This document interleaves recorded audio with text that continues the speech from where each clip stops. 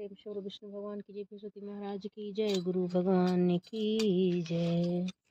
श्रीमन नारायण नारायण नारायण, श्रीमन नारायण नारायण नारायण, श्रीमन नारायण नारायण नारायण, श्रीमन नारायण नारायण नारायण।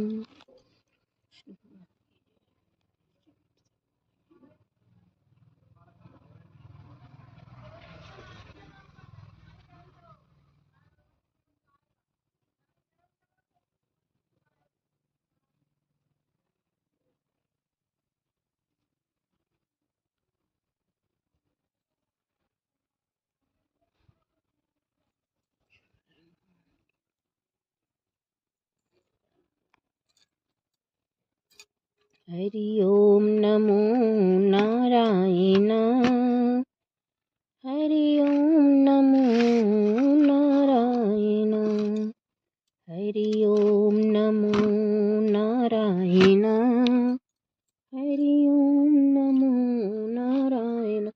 प्रेम से बोलो विष्णु भगवान की जय, बृहस्पति महाराज की जय, गुरु भगवान की जय। प्रेम से बोलो विष्णु भगवान की जय।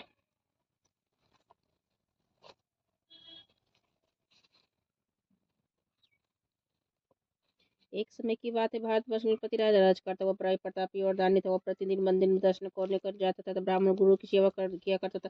उसके दरबार से कोई निराश नहीं लौटता। वह प्रत्येक गुरुवार को व्रत रखता और पूजन करता था। हर दिन गरीबों की सहायता करता था। परंतु यह सब बात उसकी रानी को अच्छी नहीं लगती थी और न व्रत करती। किसी को एक दंडी तक दान देती। राजा से वैसा करने को मना करते थे। एक समय के बाद राजा शिकार करने बड़े हो गए थे। घर में रानी और दासियां थी।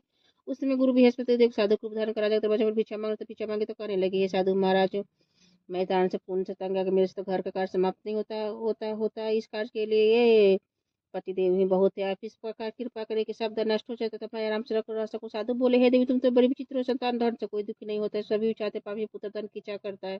अगर आपके पास अधिक धन हो तो भूखम मनुष्य को भोजन कराओ, केवल कर ब्राह्मणों को दान दो, धर्मशाला बना, कुआं बावली बगीचे आदि का निर्माण कराओ, निर्धन मनुष्य कुमारी कन्याओं का विवाह करो, अनेक आदि कर्म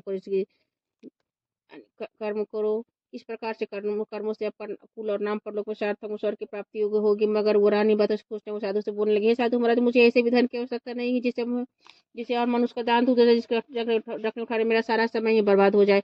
साधु ने कहा, हे देवी, तुम्हारी ऐसी इच्छा तो मैं तुम्हें बताता वैसा ही करना। बृहस्पतिवार के दिन घर को गोबर से अपने केशों को धोना, केशों को धोते समय स्नान करो, रस करो, हाजा मत करो, भोजन के समय मां से खाना, कपड़ा धोबी धुलने डालना, इस कपड़ा धोबी के यहाँ धुलने डालना। इस प्रकार 7 बृहस्पतिवार करने से तुम्हारा सब धन नष्ट हो जाएगा। ऐसा कहकर नष्ट हो जाएगा। ऐसा कहकर वहां से साधु अंतर ध्यान हो गए। रानी ने साधु का कहने के अनुसार ही किया। 3 बृहस्पतिवार बीते, सब धन नष्ट हो गया। राजा और रानी भोजन के लिए दूर समय तरसने लगे। संसारी भोगों से दुखी होकर रहने लगे।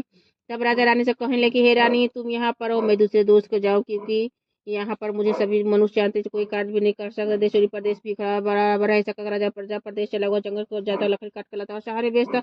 इस तरह जीवन व्यतीत करने लगा। उधर के राजा का रानी और दासियां, रानी किसी दिन भोजन मिलता, किसी दिन जल पीकर ही रह जाती। एक बार रानी तथा दासी को साथ पीता भोजन के व्यतीत हो गए। रानी ने अपनी दासी से कहा, हे दासी, यहाँ पास के नगर में मेरी बहन रहती है, वह बड़ी धर्म है, तू उसके पास जाओ, 5 से बेजा माने से कुछ समय के लिए गुजर हो जाएगी। इस पर रानी की आज्ञा मानकर दासी उसके बहन के पास गई।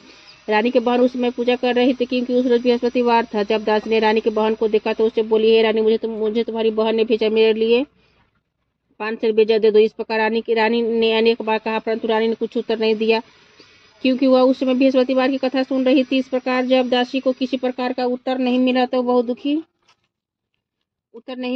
दुखी होकर बहुत दुखी हुए, क्रोध है लटका गया। अपने रानी के पास जाकर बोली, हे रानी, तुम्हारी बहन तो बहुत बड़े आदमी, छोटे मनुष्य से बात भी नहीं करती, इसलिए मैंने उसने कहा तो कोई तो उत्तर नहीं दिया, मैं वापस चली गई। तब रानी बोली, हे दासी, इसमें से कोई देर से बुरे दिन आते तब कोई सहार नहीं देता। अच्छा बुरे का पता बीच बीच में लगता है, जो ईश्वर का इच्छा वही होगा, यह सब हमारे भाग का दोष है। उधर उस रानी ने देखा कि मेरी बहन की दासी आई थी, परंतु मैं उसे नहीं बोली, इससे वह बहुत दुखी हुई होगी। यह सोचकर सूर्य विष्णु भगवान का पूजा समाप्त कर रानी पर बहन के घर चल दे। जाकर बहन से कहने लगी, हे बहन, मैं बृहस्पतिवार का व्रत कर रही थी, तुम्हारी दासी कहे, परंतु जब तक कथा होती तब तक न उठते न बोलते, इसलिए मैं ना बोली। कहो दासी क्यों आई थी? रानी बोली, बहन, हमारे घर अनाज नहीं था, वैसे तुमसे कोई बात छिपी नहीं है, इस प्रकार इस कारण मैंने दासी को तुम्हारे पास 5 से बेचर लेने के लिए भेजा था। रानी अपनी बहन से बोली बृहस्पति भगवान मनोकामनाएं पूर्ण करते हैं। देखो शायद तुम्हारे घर में अनाज रखा हो। इस प्रकार का वचन रानी ने जब सुना तो घर के अंदर गए।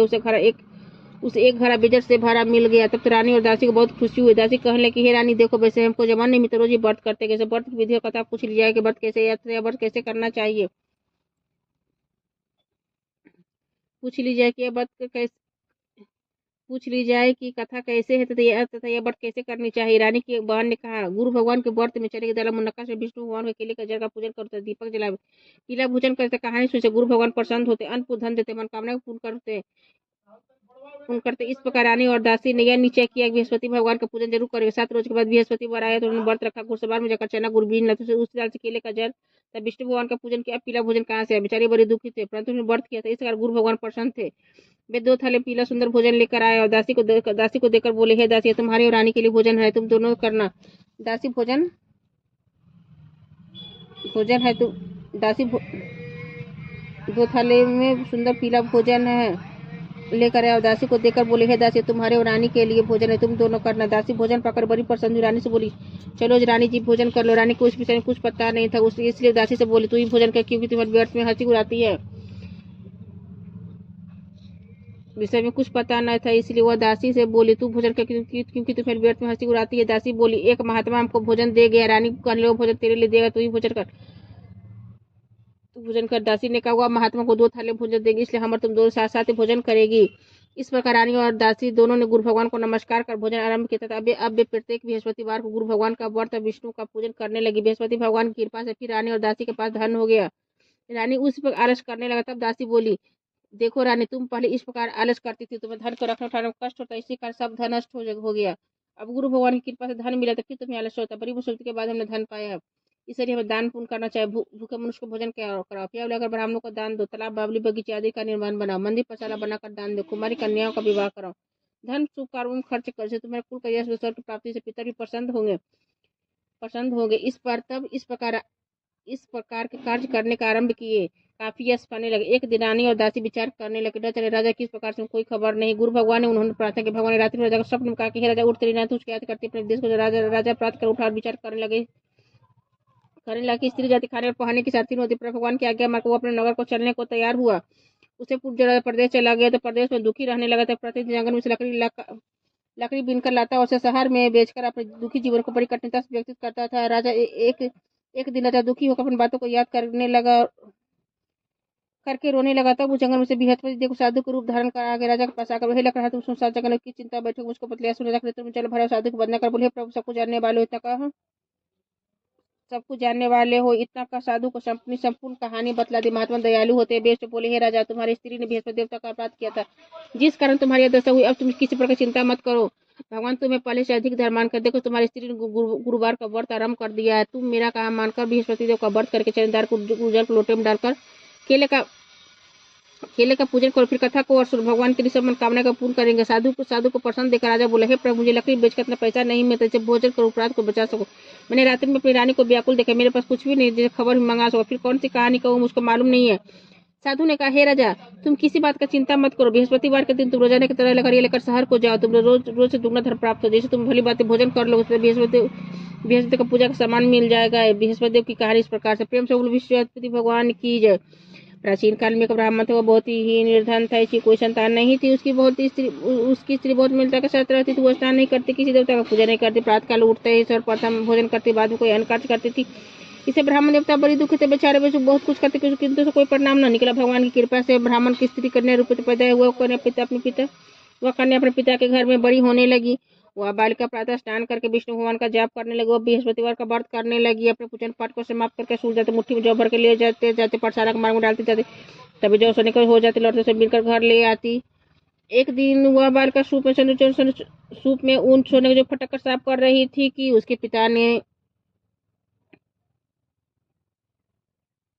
मुट्ठी में जौ भर कर ले आई और अपने पाठशाला के मार्ग में डालती, तब जो सोने के लौटते मिलकर घर ले आती थी।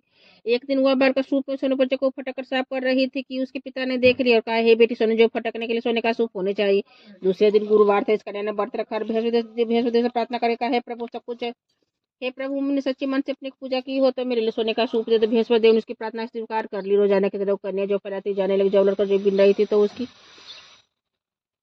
जब लड़कर जो बीन रही थी तो बृहस्पति देव की कृपा से सोने का सूप मिला। उसे घर ले आई, उसे जौ साफ करने लगी, परंतु उसको माँ का वही ढंग रहा। एक दिन की बात, वह कन्या सोने का सूप में जौ साफ कर रही थी। उसी समय सरफराज पुत्र वहां से होकर निकला। उस कन्या का रूप काट को देखकर मोहित हो गया।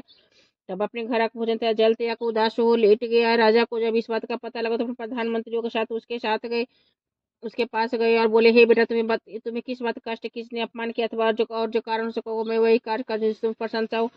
अपने पिता की राजकुमार ने बात सुनी और बोला, मुझे आपकी कृपा से किसी बात का दुख नहीं, किसी मेरे अपमान नहीं किया, परंतु मैं उस लड़की के साथ विवाह करना चाहता हूँ जो सोने का सूप में जौ साफ कर रही थी।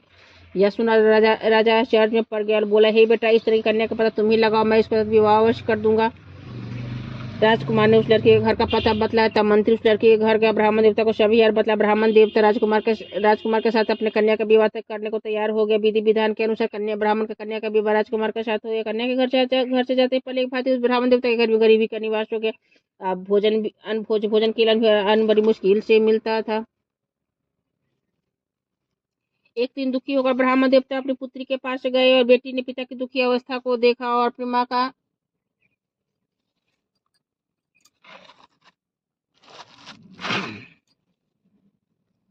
राजकुमार के साथ कन्या के घर से जाते पहले की भांति उस ब्राह्मण देवता गरीबी का निवास हो गया। अब भोजन के लिए अन्न बड़ी मुश्किल से मिलता। एक दिन दुखी होकर ब्राह्मण देवता अपनी पुत्री के पास गए। बेटी ने पिता की दुखी अवस्था को देखा और अपनी माँ का हाल पूछा। ब्राह्मण ने सभी हाल कहा। कन्या ने बहुत सा धन देकर अपने पिता को विदा कर दिया। इस तरह ब्राह्मण का कुछ सुखपूर्वक व्यक्तित्व हुआ। कुछ समय बाद फिर वही हाल हो गया। ब्राह्मण फिर अपनी कन्या के यहाँ गया तो वह कहा कन्या के यहाँ गया और कहा तो लड़की बोली, हे पिताजी, आप माता जी का यहाँ ले वालों, मैं उन्हें विधि बता दूं, उनसे गरीबी दूर हो जाए। वह ब्राह्मण देवता स्त्री को साथ लेकर पहुंचे। वो अपनी माँ को समझाने लगी, हे माँ, तुम प्रातः काल उठकर सर्वप्रथम स्नान करके विष्णु भगवान का पूजन करो तो सभी दरिद्रताएं दूर होगी। परंतु उसकी माँ ने एक भी बात नहीं मानी। वो अपनी नहीं मानी और प्रातःकाल उठकर अपने पुत्र को झूठन को खा लिया।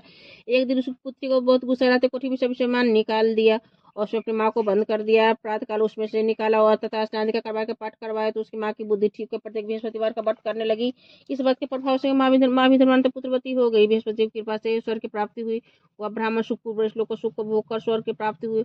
इस तरह की कहानी कहकर साधु देवता वहाँ चलते। धीरे धीरे समय व्यक्तित्व होने पर फिर वही बृहस्पति वार का दिन है। राजा जंगल में से लकड़ी काटकर उसे शहर में बेचने गया। उस दिन अन्य दिनों से अधिक पैसा मिला। राजा ने चना गुड़ आदि लाकर गुरुवार का व्रत किया। उस दिन से उसके सभी कलेश दूर हुए। परंतु जब दोबारा गुरुवार आए तो बृहस्पति देव का व्रत करना भूल गया। इस कारण बृहस्पति भगवान नाराज हो गए। उस दिन नगर के राजा ने विचार का योजना किया था। शहर में घोषणा करवा दी, कोई मनुष्य अपने घर न भोजन बनावे न आग जलावे, समस्त नागरिक मेरा भोजन करने आवे। इस आज्ञा को जो न मानेगा उसी को फांसी से सजा दी जाएगी। इस तरह की घोषणा संपूर्ण नगर में करवा दी गई। राजा के आज्ञा अनुसार शहर के सब लोग भोजन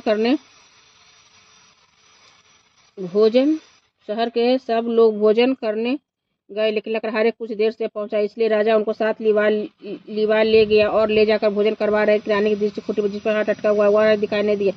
रानी ने नीचे किया कि मेरा हारी से मनुष्य ने चुरा लिया। उसी समय पुलिस को बुलाकर उसे जेल में डलवा दिया। जब राजा जेखाने में पड़ गया तो वो दुखी होकर विचार करने जाने कौन सा पूजा जानने के लिए मुझे दुख प्राप्त हुआ है। उस साधु को याद कर जंगल में मिला था। उस समय तत्काल बृहस्पति देव साधु को रूप कर्मों के लिए दुख प्राप्त हुआ। उसी समय उस साधु को याद करने जो जंगल में मिला था, उस समय तत्काल बृहस्पति देव साधु को रूप में प्रकट हो गए। उसकी दशा देखकर कहे, अरे मूर्ख, तूने बृहस्पति देवता की कथा नहीं कही जिसके कारण तुम्हारे दुख प्राप्त हुआ है। चिंता मत कर, बृहस्पतिवार के दिन जेलखाने के दरवाजे पर 4 पैसे मिलेंगे, जिसे तू बृहस्पति देव का पूजा करना, तेरा सभी कष्ट दूर हो जाएगा। बृहस्पतिवार के दिन उसे 4 पैसे मिले। राजा ने कथा कही। उस रात्रि को बृहस्पति देव ने नगर के राजा को स्वप्न में कहा कि हे राजा तुम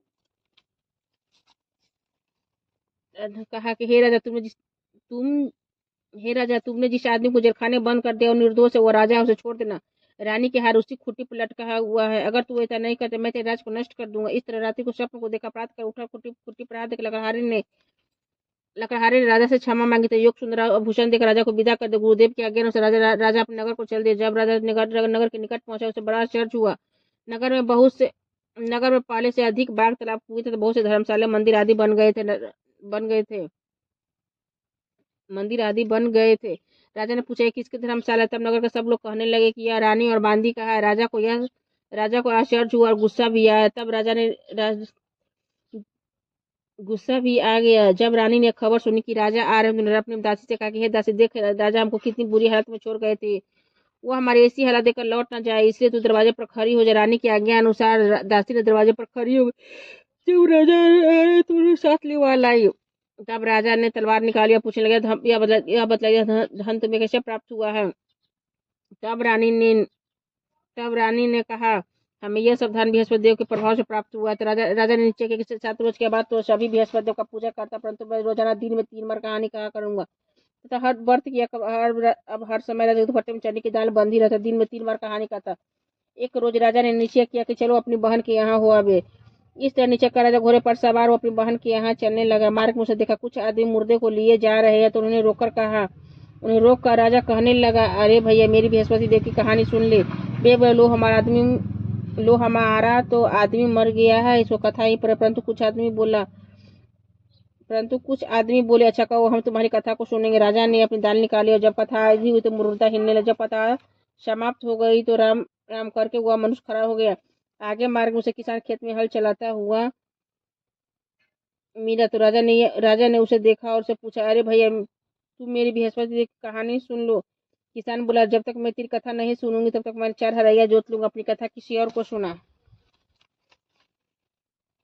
इस तरह राजा आगे को चलने लगा। राजा के हाथ बैर पछा का गिर पड़ा। किसान के पेट में बहुत जोर से दर्द होने लगी।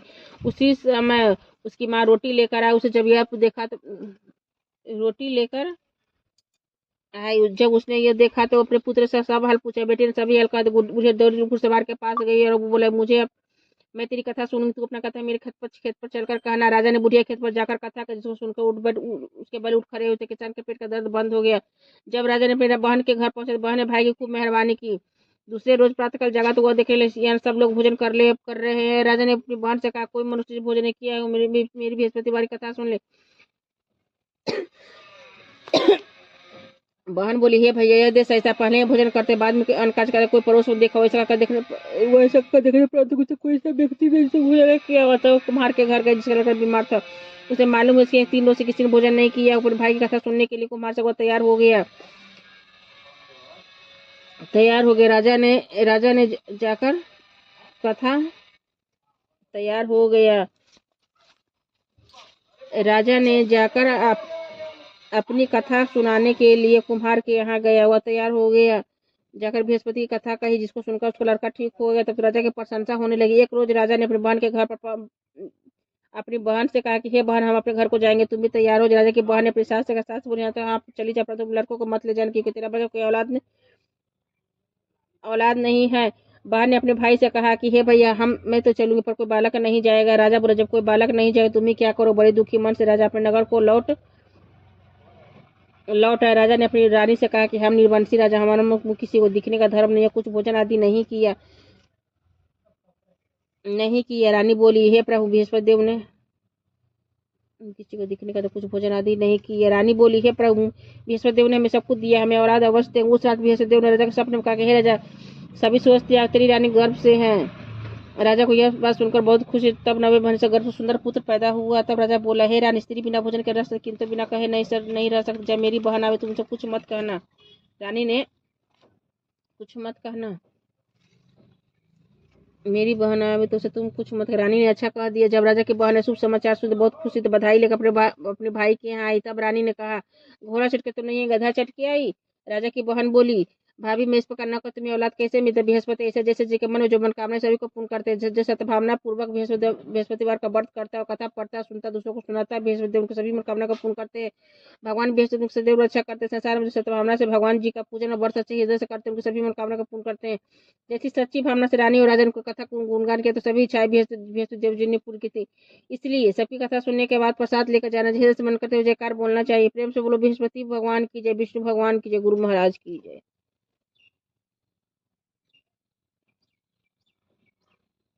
ये